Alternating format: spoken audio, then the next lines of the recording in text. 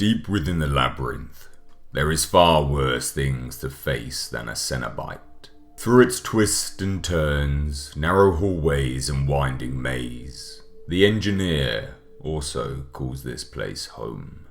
Within the Hellraiser universe, there is not just one engineer, but many.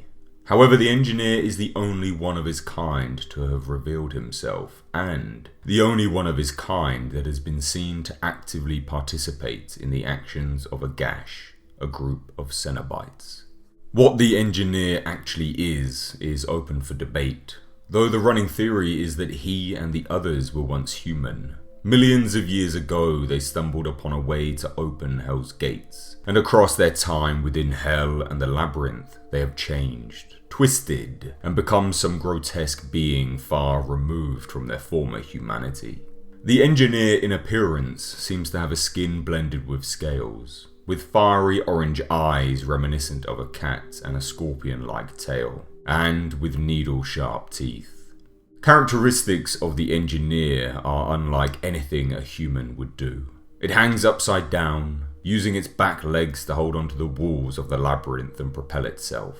The feet and hands of the engineer are far more human than you might imagine, though they are tipped with sharp claws, and some engineers have been shown to produce bladed tentacles similar to that of the Dr. Cenobite.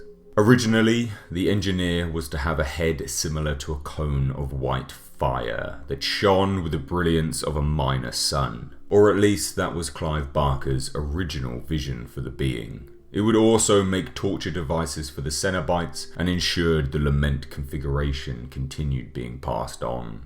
Throughout history, the engineer has joined Cenobites in exacting Hell's wishes, though the engineers as a group tend to work alone.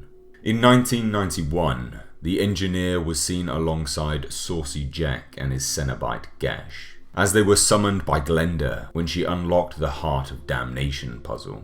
The engineer, along with the Cenobites, proceeded to butcher and murder Glenda and her friend before returning back to the labyrinth. A year later, the engineer was among those that saw the General Cenobite call Hell's army into action, as the Harrowers solved the puzzle chamber and attempted to best the Lucky Six, Cenobites chosen to fight and kill the humans who had been chosen by Mortman.